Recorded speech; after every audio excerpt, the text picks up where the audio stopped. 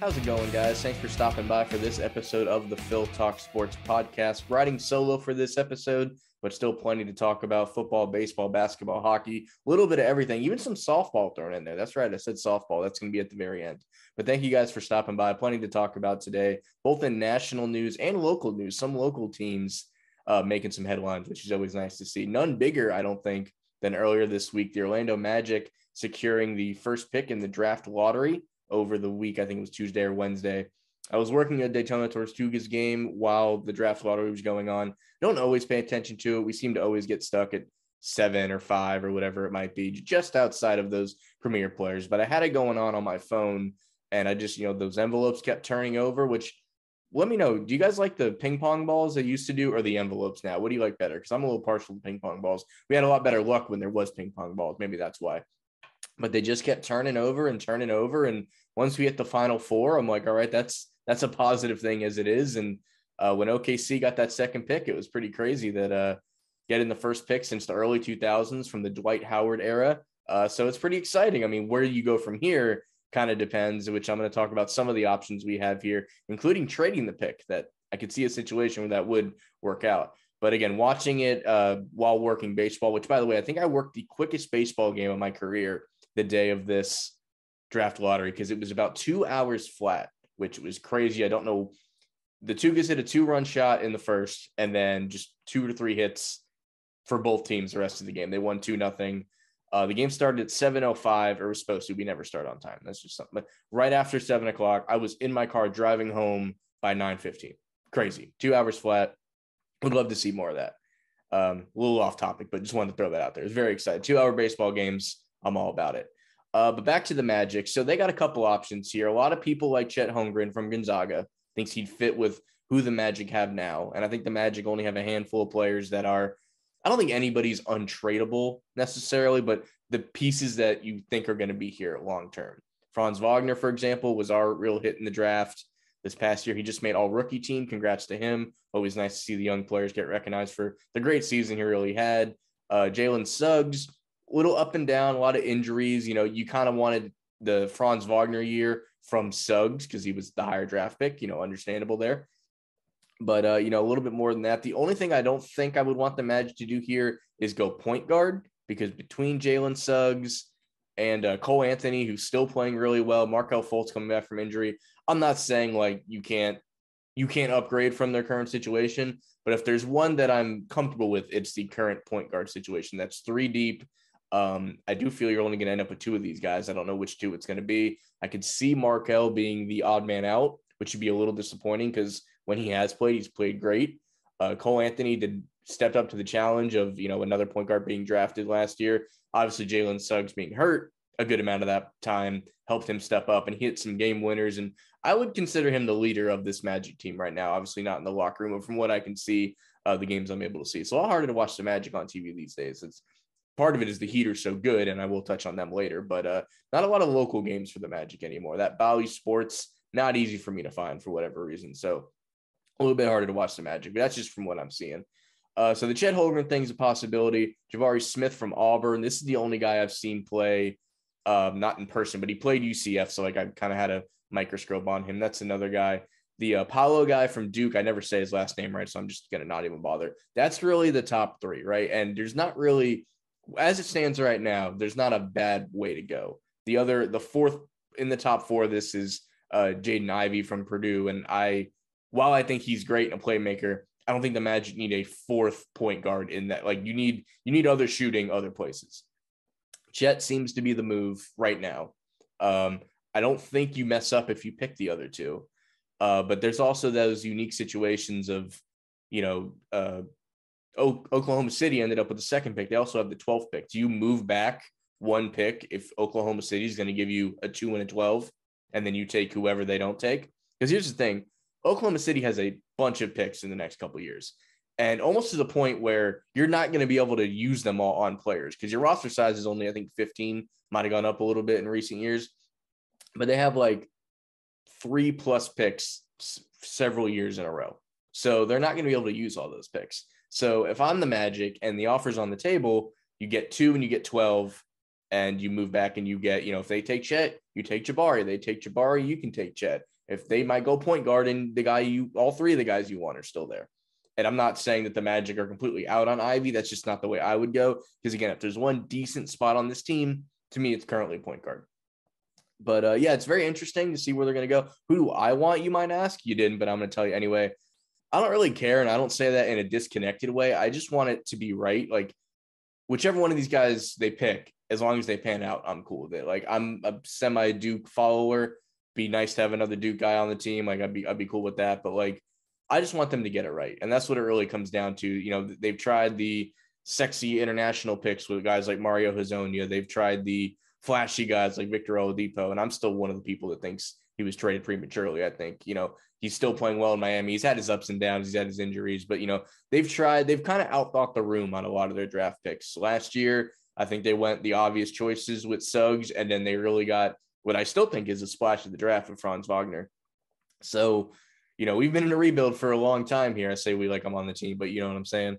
Other than those 2 years of playoff appearances, which were first round exits, it was nice to get back in the playoffs, though, I will say. So even just to get back up to that point will show that this new front office, because that always happens, right? A new front office comes in and says, we're restarting the rebuild. And then the fan base is like, well, we've been in a rebuild for 4 years. So I don't know what you want us to do. You just hit the reset button on it. So for them to they have a lot of young talent, you know, on this team already. So I'm interested to see where they go. I don't really care who it ends up being. Just get it right. That's what I'm hoping for the Magic. While we're talking draft news, I'm going to give my late thoughts on the NFL draft. I plan to do another episode with Donovan that kind of fell by the wayside. When we both work baseball, it does get confusing because I work days, he doesn't work, and we're never free at the same time when the two guys are in town. So that does make it a little harder. But from what I know, and you can go on his Twitter and check out some of his photos, he did get to day 3 of the draft in Vegas, had a great time. Looked like a lot of cool stuff going on out there. So definitely good times were had by all for Don and his crew out there.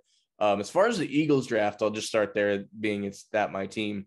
I thought at least the first half of the draft, they hit it out of the park with Jordan Davis. You know, he looks like the next coming of Warren Sapp from what I can see. To get Nakobe Dean. I always want to call him Jacoby Dean. Just don't know. I'm going to have to fix that before the season starts. But Nakobe Dean, I thought was the steal of the draft. A lot of people called him the best player on that Georgia defense that won a national championship. He was just a little undersized, which so were guys like Ray Lewis and Derek Brooks coming out of the draft. So I'm okay with undersized.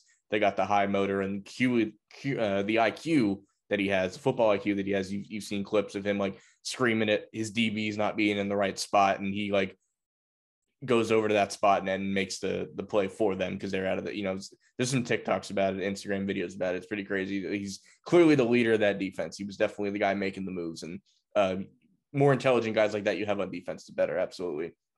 And then the Eagles also did, I thought, the most talked about move in the draft, which was trading we had 3 first-round picks in this draft initially. We did some cap magic, Howie Roseman magic with the Saints, and basically moved one of them to next year. So we had 2 this year, 2 next year. We turned one of those, and I think a second, into A.J. Brown, wide receiver from Tennessee Titans. And after what we've seen the Rams do recently and some other teams, sometimes it's worth giving up a first-round pick to a guy that you know what you're getting, because every draft pick is, you know, a roll of the dice. You don't know what you're going to get. I think everybody understands that at this point. There's been busts. There's been guys that come out of nowhere. You know, look at who our Super Bowl MVP last year was. He didn't have a high rep coming out of into the draft, you know. So the way I look at this, every once in a while, it is worth doing something like this. And I thought the Eagles picked the perfect time to do this. You know, A.J. Brown is 24. He's still young. Like he's got his whole career. I'm not saying like giving up your, you know, like the Tyreek Hill move also that you can see the Dolphins are trying to every once in a while, you know, these picks, the point of these picks is to get players. And if you have the cap room for it, because that's the other big issue is, you know, you try to get the rookie equivalent, which is what Tennessee ended up doing. They traded A.J. Brown and then they drafted the receiver from Arkansas, who's basically a very similar playing style. So their thought process was, let's trade away the big money contract. And then this guy in the draft should do, in theory, a lot of the things that A.J. Brown does. The other thing is a lot of people want, you know, when there's a trade, it's who won the trade immediately. And you never know immediately. You got to see these guys play. But there are times where a draft benefits both sides. And I feel like this was one of those cases. I felt the Tyreek Hill trade to the Dolphins benefited both sides. It freed up the Chiefs to spend money elsewhere. And, they drafted a couple wide receivers. My favorite thing about this draft, I will say, leading up to it, they were saying no quarterbacks are going to go in the first, maybe one. Like, this is not a big quarterback draft. And I was just waiting for the week or so leading up to it that a couple people are going to come out with reports that Malik Willis is going top 10 and this is happening and Sam Howell and everything was going to go up there. We got one in the first round. So basically everybody stuck to their guns. I was happy. Nobody got gun shy. Nobody just pulled the trigger on a quarterback so they could feel like they did something. Pittsburgh did. And I'm not a Kenny Pickett fan either of his game or just like, in general. I'm not a Pitt fan or anything. Definitely not a Steelers fan. But that was a cool story. I have to fully admit, when Tomlin came out and said, we scoured the nation for our next quarterback and all we had to do is go down the hall because Pitt also plays in Heinz Field and they have their own locker room there. So as far as draft moment goes, I think that's assuming he becomes anything, even if he's just a decent starter for 7 years, 6 years or something, 2 contracts, let's say. It's a cool moment. And that's what the draft is also about because you never know about these players. You never know if you should be happy or not at the moment of the draft, right? It's always years and years later. So you get these draft grades, but really you want to I look at those draft grades revisited, 4 years removed, 5 years removed. Same thing with recruiting classes. I think these grades on recruiting classes for college teams, let's look at those 2-3 years later when those guys have either graduated, guys or girls graduated or, have spent significant time on the field and who haven't transferred away. That's another thing. The transfer portal has been huge lately and it's only going to get bigger. And there is a lot of crazy stuff going on with Nick Saban and Jimbo Fisher of Texas A&M. I'm going to wait to comment on that because I think there's only going to be more. And I'd like to have somebody on here, Nick or something, to talk the banter that these college coaches are going on. But overall, I enjoyed the draft. It was a little more low key because there wasn't quarterbacks, I felt, going, high. Malik Willis, of course, went to the Titans. There's been that whole controversy with Ryan Tannehill saying, I'm not going to mentor the guy. I think it was just a poor choice of words. I don't think Tannehill said, like, I'm going to be addicted to this guy because he's my backup now. I think it was just the thought process of I still feel like I'm the starter, whether that's the case or not in a year or two, we'll find out. But yeah, I don't think it was as harsh as it appeared to be. And I'm sure over time that'll change and everything for them. But overall, I enjoyed the draft. I thought it was a fun time. It was just completely different. Supposedly we could have like 7 quarterbacks in the first round next year. That's the early stuff that everybody's talking about.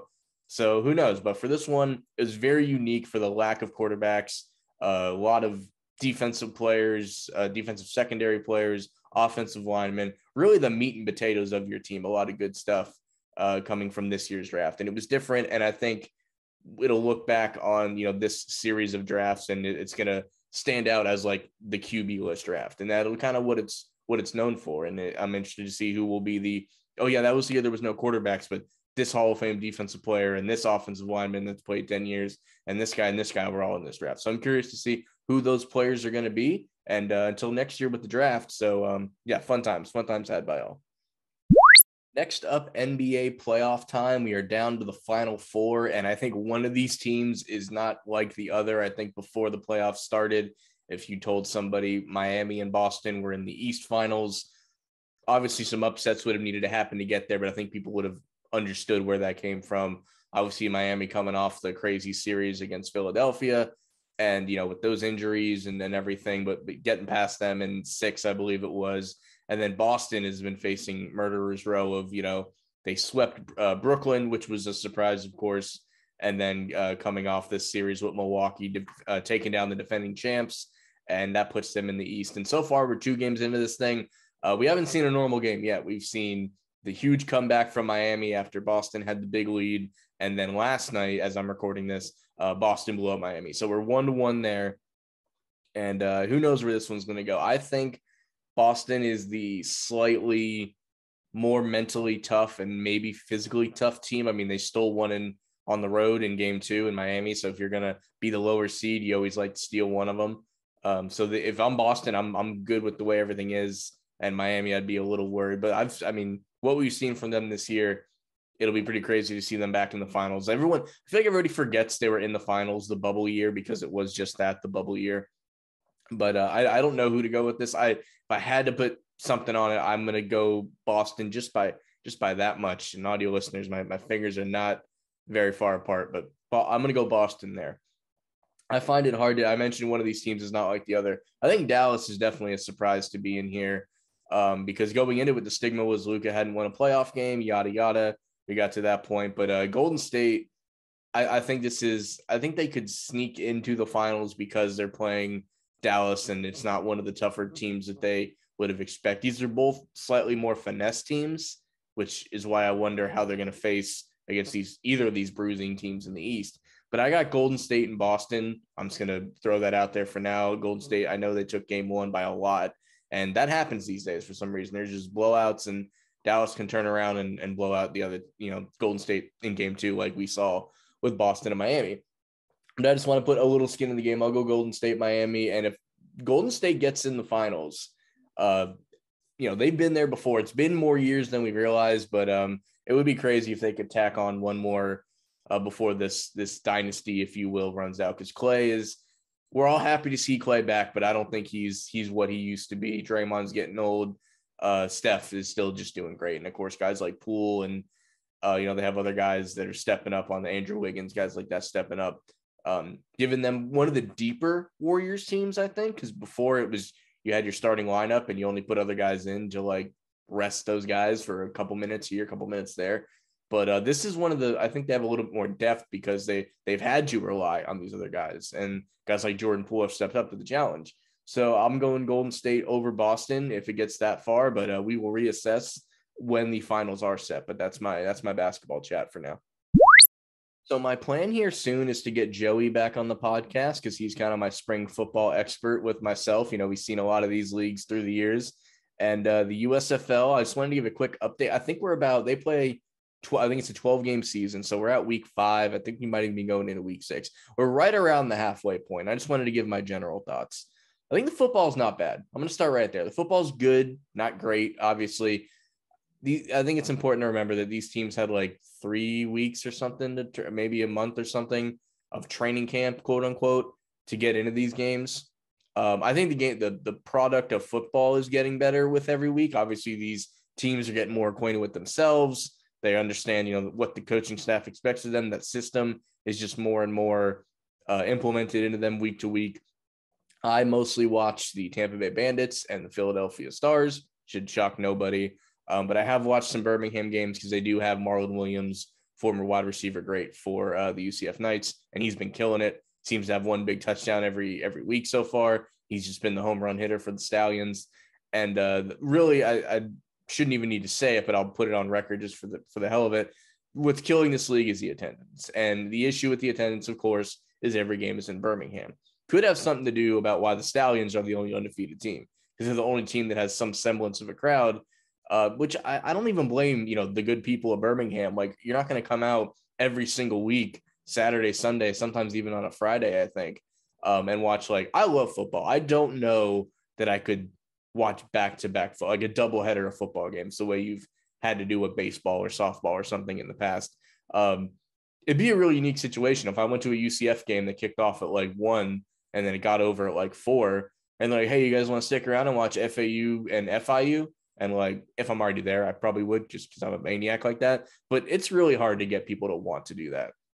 And the one positive about this is, Fox has a lot of skin in this game. They're partial owner of this league or whatever. And they view it, at least for this year, because they knew the consequence of putting it in a hub city like this.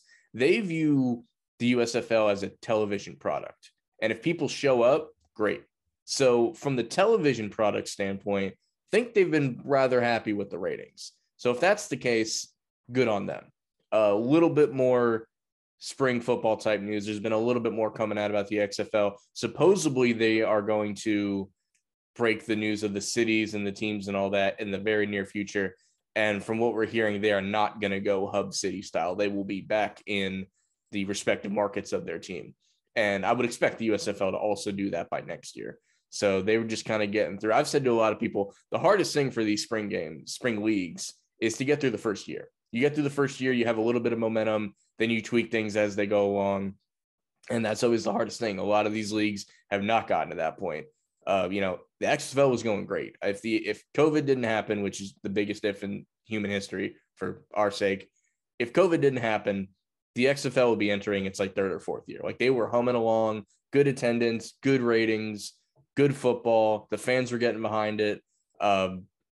They would absolutely be in their third or fourth year. So when they come back, I'm interested if they just pick up right where they left off, if the USFL is going to be able to no longer be in a hub city, have that year to build on and some players. The market for players is going to be interesting because some of these guys that maybe didn't love their experience in the USFL look over to the XFL, like the pizza eating guy for Pittsburgh, who was the XFL leading rusher before they shut down. He's obviously going to go over there, and that'll be interesting too. But overall, I will give it like a C plus B minus range, right? Good, not great. The football is fine. It's killer to watch on TV without the crowds. They're starting to put banners over, like they're finally being smart about it. They're putting banners over like the end zone seats. And what I would do is just go full pro wrestling with this and hard cam style. If you only have 1,000 people, make sure they're all on the side that the camera is going to be on. Block off the whole other end if you have to do it. Like US Open Cup soccer type situations, right? Where you just put everyone you can where the camera can see it. And it's not going to solve the problem, but it's going to help a little bit. Because when Birmingham plays, like, and you see everyone that's out there, it's solid. And that first week that they brought people out, it looked okay. It was a semblance of a mid-major college football game, I would say, at the time. But that's about where we are with that. Good, not great, about halfway through the year. Still looking forward to it. Seeing who wins that championship and maybe Tampa or Philly can jump back into it. But if Birmingham ends up just sweeping it, I don't know if that's a good look for the league, but it'll be a worse look for the league if they like run the table or only lose one or two and then win the title. And then next year when they're all in regular cities, if they are mediocre at best. But so far, so good. Keep it up, USFL.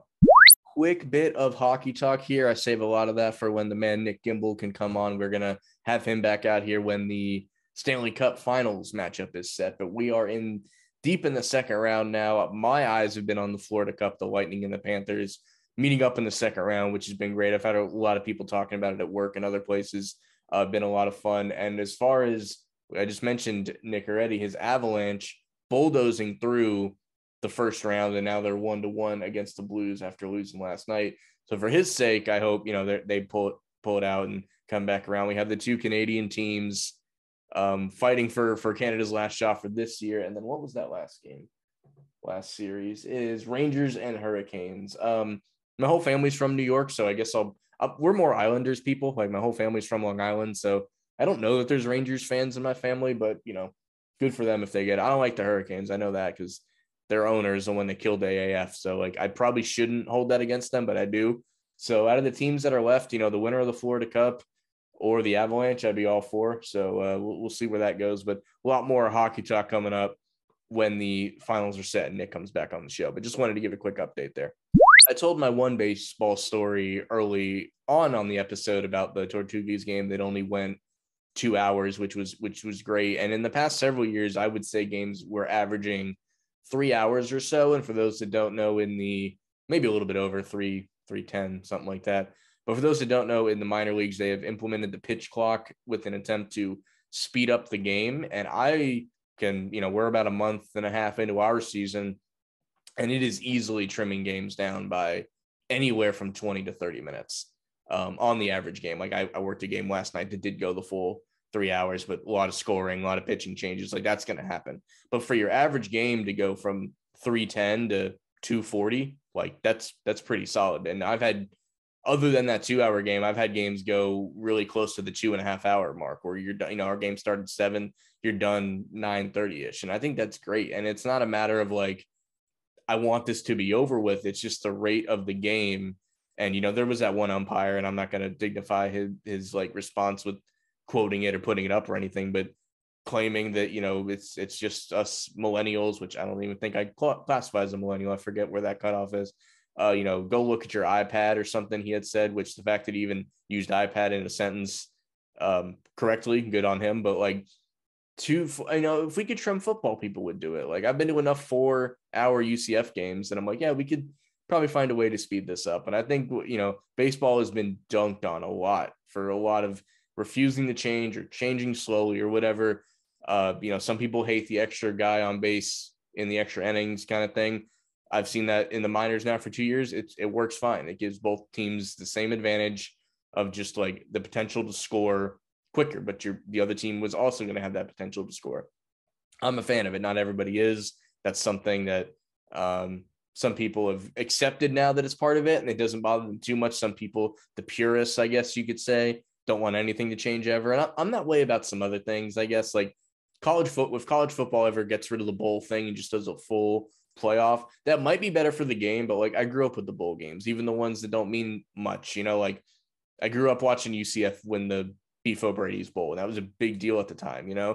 So I'm a little more the purist for the bowl system. I hope it survives in some capacity. But back to baseball, I just think, they've done a great job with this pitch clock. Hope we see it in the majors. It'll probably take 2 years of it being like, look how like easily this is trimming 20 to 35 minutes off of every game that we play. And I can't wait to see at the end of the year our average game time from last year and this year, which I should be able to get that from Justin Rock, our head broadcaster over at the Tortuga. So again, just from our perspective, the minor league perspective, I'm all for it. It's great. We always like to harp on baseball when they do something wrong. So I figured I would give them a little bit of credit when they do something right. And the only other thing I was going to mention about baseball right now is the Reds no-hitter that they managed to lose for only the 6th time in the history of baseball that went down. For those that don't know, the Reds threw a complete combined no-hitter with 2 pitchers, Hunter Green and somebody else. And they no hit, no hits were registered, but they did somehow manage to lose the game 1-0. And I assume someone either walked or hit by a pitch and wild pitch got him around or whatever. Something crazy has to happen for this to happen. I think only one other has happened in my memory. There might have been like one when I was really young, but only 6 times in the 100-year history, 100+ year history of baseball. So not a situation you want to be in. It put them in the spotlight for all the reasons you don't want to be. But as far as being someone that works at the Tortugas, and that's where our players end up at, with the Reds, I definitely hope they turn it around. They've had quite the losing streak to start the year. They were 2-20 or whatever they were, and they've picked up a couple games along the way now. So good for them. And my Phillies are still, I don't quite know what to make of them yet. We'll talk more on that later. But they're about, Bryce is still being Bryce, but he won MVP with us being a 500 club last year. So we'll see about that. But that's just quick little baseball talk. And I promised you at the beginning, we're going to get some softball in here because I've been watching a lot of softball because the UCF softball team has been killing it this year. They won their conference championship in the regular season. They won it in the tournament. They mercy ruled, run ruled, whatever you want to call it, USF, their rival, to win a championship. And I was pretty hype about that. They are the 16th seed in, for those who don't know, they have like a March Madness kind of double elimination bracket, which always confuses me. They're calling it Mayhem, which I'm a big fan of. Like, you get it because it's May. I'm all for that, trying to get a little bit of notoriety on this tournament. Being that the top 16 seeds get to host essentially the first round, they call them the first regional, I guess you would call it. And UCF gets to host them. They play their first game against Villanova tonight. Michigan is also there. And I believe it's South Dakota or North Dakota State. One of the two is the 4th club there.